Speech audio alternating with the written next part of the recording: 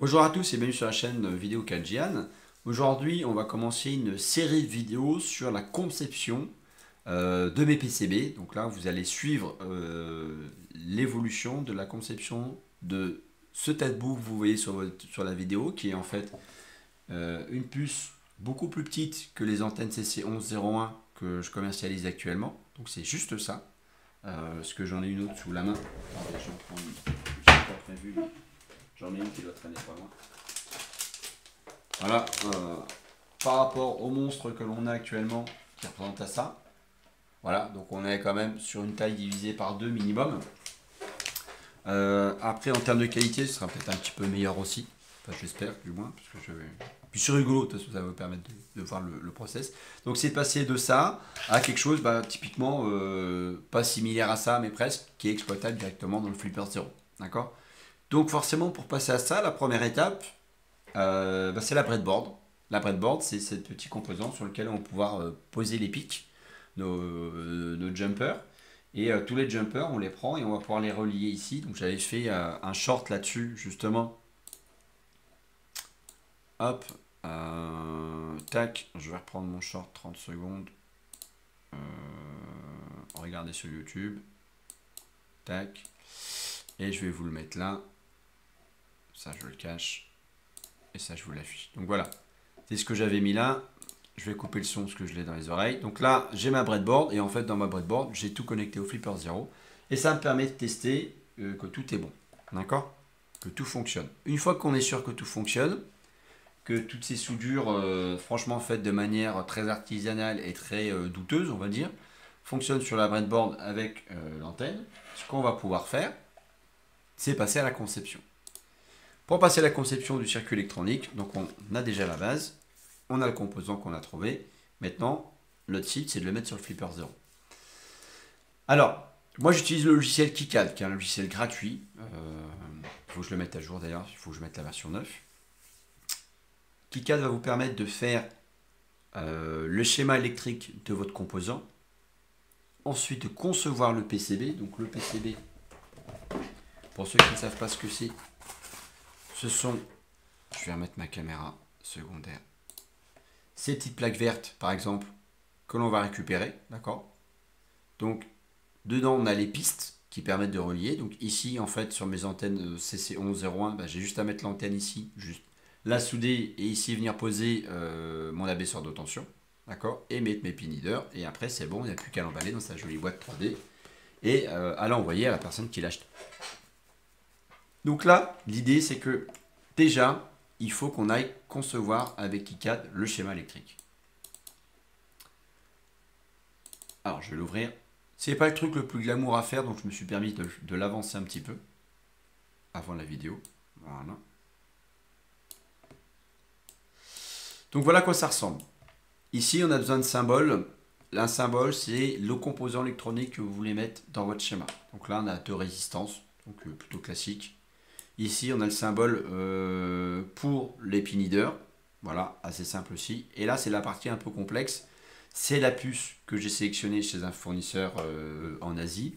Cette puce, j'avais pas le symbole dans KiCad, donc j'ai dû créer mon symbole. Donc en fait, ici, vous allez en haut, vous faites éditeur de symboles. Alors moi, j'ai créé une librairie. Donc je vais dans la Kanjian librairie et mon symbole, il est là. Dire qu'ici, j'ai pris les différents outils. Par exemple, j'ai fait l'ajout d'un rectangle.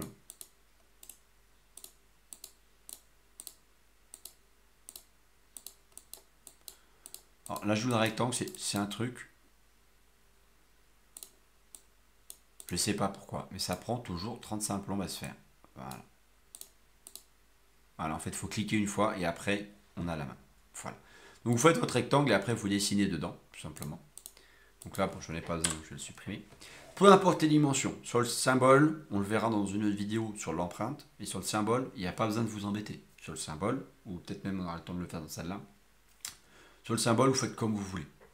Vous faites vraiment les dimensions, peu importe. Ce qui est important à mon sens, c'est d'inspecter à peu près la forme du composant. Donc là, on a un composant rectangulaire. De bien reporter tous les noms que vous avez dessus et les bons numéros de panne et de le faire dans le bon sens. D'accord. Donc là, je l'ai fait dans ce sens-là. D'ailleurs, je suis en train de me dire que j'ai même inversé là. Je vais reprendre mon composant. Mosey Miso, etc. Mosey Miso. Non, tout est dans le bon sens, tout est au bon endroit. Ok. Ah oui, c'est parce que je l'ai pris comme ça. Tac, GNT. Non, bah c'est bon. Bah écoutez. Ce qui est important, c'est de le faire voilà, dans le bon sens, de bien prendre les bons composants, de le faire aux bons éléments, au bon endroit. Une fois que vous avez ça, vous avez fait le plus dur, hein, parce que là, c'est-à-dire qu'ici, on va venir poser différents composants. Donc on a les propriétés du symbole. Ici, vous avez les pins. Donc la pin, on va prendre par exemple une pin. Nom du pin, on va l'appeler GND, par exemple, pour de la masse. On va dire que c'est le numéro G22, donc on va la 23. On va dire de type électrique, bah, c'est une sortie, hein, c'est power output, c'est de la masse. Et on va faire... Et on va le mettre là. Paf. Ok. Donc là, vous voyez, il faudrait que je reprenne un peu mon schéma, parce qu'en effet, ça c'est des sorties, c'est pas des power output. Hein, c'est un power output, c'est une masse. Là, c'est pareil, c'est un power output. Bon, je ne vais pas vous embêter avec ça. L'idée, c'est qu'on fait son schéma électrique. Donc, je vous remontrerai quand il sera fini dans la prochaine vidéo, avant de faire l'empreinte. Donc là, le schéma électrique, je vais le fermer. On abandonne le changement. Une fois qu'on l'a fait, vous cliquez ici sur la petite diode. Vous cherchez votre nom de librairie ou le nom de votre composant, si vous vous en souvenez. Là, c'est un E07910MS. Je le prends, et ici, j'ai plus qu'à le poser où je veux. Après, si je le souhaite, je peux faire des rotations comme ça avec les petits éléments en haut. Voilà. Tac. Et là ici, donc j'ai bien mon composant. Et après, on prend le composant qu'on a physiquement sous les yeux et on regarde que tout est bien. Que, par exemple, si je le prends ainsi, c'est Miso-Mosey, c'est Miso-Mosey. J'ai bien l'antenne dans le même sens. Donc là, c'est pas un problème. Et une fois encore, l'idée, c'est d'avoir vos deux colonnes. Là, c'est pas important. Vous le répartissez comme vous voulez. C'est quand vous allez faire l'empreinte que ça va être ultra critique de ne pas vous tromper. D'accord? Et on verra l'empreinte dans une autre vidéo. On va séparer le schéma. Donc, une fois que vous avez mis votre schéma, votre composant, pardon, vous avez mis votre composant principal, ici marqué ça, mes deux résistances, parce que je vais l'alimenter sur le 5 volts du flipper 0. Donc j'ai mis deux résistances. Merci à Jefforion d'ailleurs pour toute l'aide qu'il m'a apporté pour les projets précédents et un petit peu pour celui-là avec l'histoire des résistances. Donc là, on est entré en 5 volts. Et ici, vous avez les 8 pin headers qu'on va poser sur le flipper 0. C'est 8 pin headers. C'est pareil, c'est un symbole. Donc là, vous allez dans symbole et vous cherchez. Donc pour les pin headers, c'est en fait des connecteurs qui sont de une rangée. Et sur cette rangée, j'en veux 8. Voilà. Et là, on prend un générique, par exemple, on ne s'embête pas. Hop. Et là, on a nos 8 pin headers qu'on peut venir poser où on veut. Donc là, ceux-là, je vais les supprimer parce que je n'ai pas besoin. Vous pouvez les numéroter. Donc, bien sûr, ici, on peut éditer les symboles et ça n'édite les symboles que pour cet élément-là. Donc, vous pouvez ici, par exemple, dire ça va être mon entrée de puissance. Donc, ça va être mon 5 volts, la pin 1 sur le flipper 0. Donc, vous prenez ici, vous mettez Power Input. Voilà. Ce qui est important, surtout, c'est qu'ici, quand ils ne sont pas connectés, il faut bien marquer qu'ils sont non connectés, comme pour le 7. Donc je le prends le 7 et je le mets non connecté.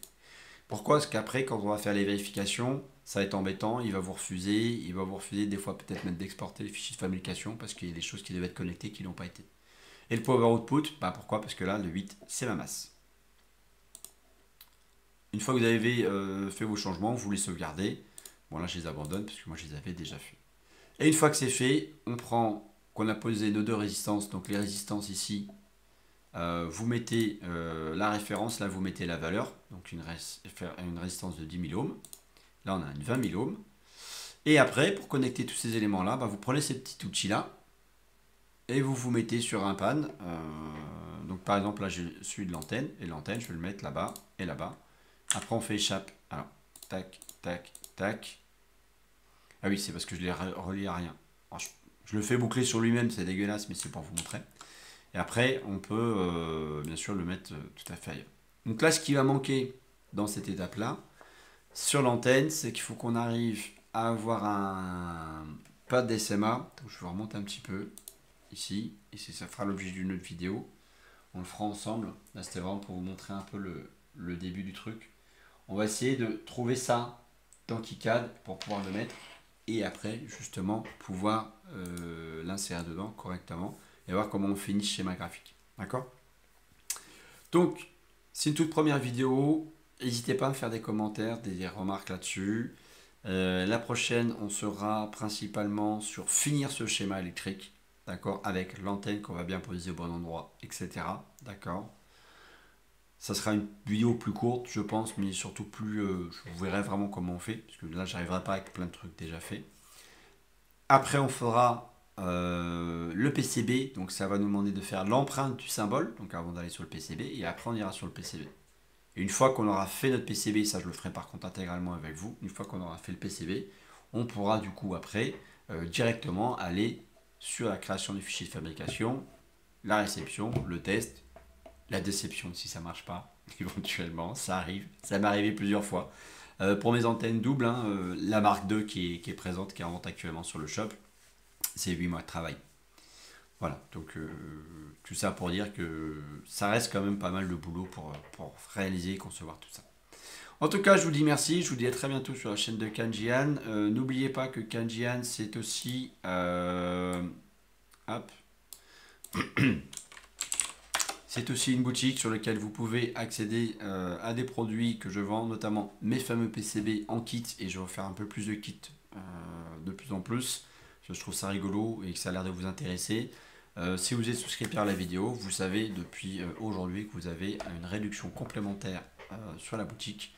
Donc n'hésitez pas. Et puis je vous dis à très bientôt pour d'autres vidéos. Ciao, à plus!